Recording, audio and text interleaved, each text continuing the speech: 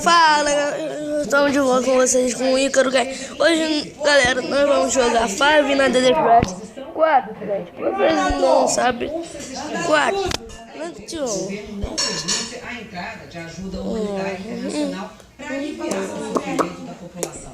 A Human Rights Watch pede que os países do continente pressionem o governo Maduro para que combata a crise. A situação na Venezuela levou 30 mil pessoas a cruzarem a fronteira em direção ao Brasil. Eles entram pelo estado de Roraima. O governo vai mandar ainda hoje uma força-tarefa de Brasília para o estado para avaliar a situação. 1.800 venezuelanos já pediram refúgio no Brasil. Ontem, o Congresso da Venezuela, controlado pela oposição, convocou uma reunião de emergência e aprovou uma resolução pedindo ajuda internacional para resolver essa crise e fazendo um apelo para que as Forças Armadas desobedeçam qualquer ordem que viole os direitos humanos. A oposição tenta organizar um referendo para retirar Maduro do poder, mas a justiça diz que houve fraude na coleta de assinaturas nesse pedido de referendo. Sandra. Ok, Sandra, muito obrigada pelas suas informações. Agora falando aqui do Brasil, 6 pessoas morreram, 40 ficaram feridas num acidente entre uma carreta e um ônibus de excursão na BR-140. A reportagem é de Cláudia Mourão, de Juiz de Fora, em Minas Gerais. Que liga Minas ao Rio de Janeiro, amanheceu interditada nesse trecho perto de Juiz de Fora. A carreta ficou no acostamento perto da curva onde aconteceu o acidente. A carga de biscoito foi saqueada. No fim da manhã ela foi retirada e as pistas liberadas. O acidente foi ontem às 11 da noite. Segundo os bombeiros, o motorista da carreta perdeu o controle numa curva e atingiu o ônibus que vinha no sentido contrário. Ele estava sozinho na carreta e morreu na hora. Da carreta que transitava no sentido Belo Horizonte, Rio de Janeiro. E o ônibus que vinha no sentido oposto não conseguiu parar a tempo e colidiu com essa carreta tombada. O ônibus fazia uma excursão. Os passageiros saíram à tarde do Rio de Janeiro e estavam indo para Belo Horizonte. O motorista e 4 dos 46 passageiros também morreram. Os 40 feridos foram levados para hospitais de Juiz de Fora. Alguns já foram liberados. Ficando desesperado, com medo do ônibus pegar fogo. Muita gente parada dentro do ônibus, entendeu? Muita gente com medo, né? Eles estavam em um grupo de 5 amigos. Foi muito terrível, porque só tinha gente gritando, todo machucado, muito sangue, vidro quebrado. Foi muito ruim. Dona Maria chegou de Belo Horizonte para ver as 2 sobrinhas e a neta de 17 anos que estavam no ônibus. Minha sobrinha está lá com o pé cheio de caco de vidro, vidro na cabeça, vidro na mão. Ela conseguiu quebrar o vidro e pular. Uma das sobrinhas dela, Lorena, já foi liberada. Graças a Deus, eu não tive nenhum ferimento muito grave. O Valmer teve alguns ferimentos na cabeça e nas pernas. Ele perdeu um amigo, o Patrick, de 19 anos, que estava com ele no ônibus. Foi muito triste, né? Até agora não tô acreditando. Difícil. Será enterrado agora à tarde o policial militar que reagiu a um assalto no Rio. O PM estava com a filha de 10 anos que também foi baleada. A morte do sargento Renato Liberato aumenta uma triste estatística, como mostra a repórter Renata Capucci. O crime aconteceu nesta loja de departamentos na zona portuária do Rio. O sargento Renato Liberato tinha acabado de entrar com a filha de 10 anos quando percebeu que a loja estava sendo assaltada. Segundo policiais da divisão de homicídios, o PM que trabalhava na corregedoria reagiu ao ser abordado pelos bandidos. Renato sacou a arma, mas foi baleado e morreu no hospital.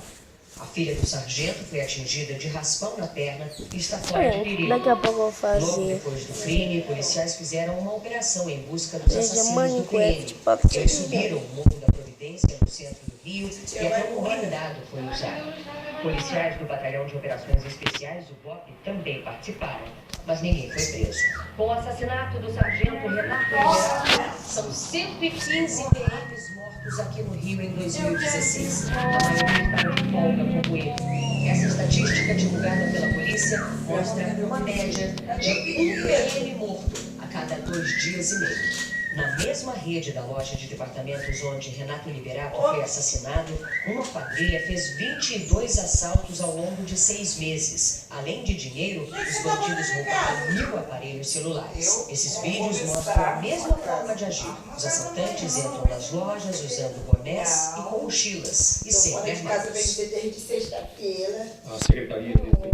declarou em nota que a Polícia Civil criou um núcleo na divisão de homicídios para investigar as mortes policiais. E a Polícia Militar criou a Operação Deslocamento Seguro, que aumentou o policiamento nos locais e horários de maior incidência. Aqui no Brasil, de cada 100 processos envolvendo corrupção, apenas... Galera, já deu 1 da madrugada. A informação foi divulgada hoje em Curitiba pelo Ministério Público Federal durante uma audiência de aprovação de 10 medidas contra a corrupção. A reportagem é de Ana Silveira. A audiência pública na Assembleia Legislativa do Paraná foi a primeira realizada fora de Brasília pela Comissão Especial da Câmara que analisa as 10 medidas contra a corrupção. Em Curitiba, os deputados vieram ouvir 2 procuradores da Força Tarefa, Lava Jato, e também o juiz Sérgio Moro. O projeto de iniciativa popular foi lançado pelo Ministério Público Federal em 2015.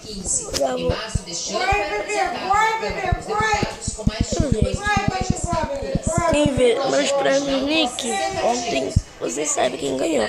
Então deixa um aí no comentário. E transformar a corrupção em crime hediondo, facilitar a recuperação de dinheiro obtido com corrupção. Apenas 3 em cada 100 casos de corrupção geram alguma punição e o montante da punição é uma piada e é uma piada no mau gosto. Em junho, a Câmara formou uma comissão especial encarregada de receber sugestões e emendas. A previsão é que o relator, o deputado Onyx Lorenzoni, do DEM, do Rio Grande do Sul, apresente na semana que vem uma nova proposta para o projeto de lei. O relatório deve ser votado primeiro na comissão especial, que pode acontecer ainda em novembro. Depois, o projeto é enviado para a votação do plenário da Câmara. Se aprovado, segue para o Senado Federal. Hoje, na audiência pública, o juiz federal Sérgio Moro, que julga os processos da Lava Jato, reafirmou que apoia as 10 medidas e disse que o Congresso precisa escolher entre combater a corrupção ou deixar o sistema do jeito que está. É o Congresso demonstrar de fato que ele se encontra nessa equação. Isso é uma sinalização importante por parte do Congresso Nacional. As pessoas precisam decidir nas suas instituições democráticas. O pecuarista José Carlos Bunlai, condenado a 9 anos de prisão na Operação Lava Jato, foi internado hoje em Curitiba para fazer uma bateria de exames. A defesa de Bunlai pediu a internação sob a alegação de que ele está com pressão alta, tortura e que desmaiou no presídio. O pecuarista chegou a cumprir prisão domiciliar para tratamento de um câncer, mas voltou à cadeia após apresentar melhora. Bunlai deve permanecer internado sob os focos da Polícia Federal até o momento. O diretor da Polícia do Senado está prestando depoimento neste momento em Brasília. Ricardo Carvalho é o único dos 4 detidos na sexta-feira que continua preso. Eles são acusados de atrapalhar a Operação Lava Jato. Veja na reportagem de Flávia Varinga, de Brasília. O primeiro depoimento do diretor da Polícia do Senado, Pedro Ricardo Carvalho, foi considerado inconsistente. Ele está na Superintendência da Polícia Federal em Brasília. O prazo da prisão de Pedro Ricardo termina amanhã, dependendo do depoimento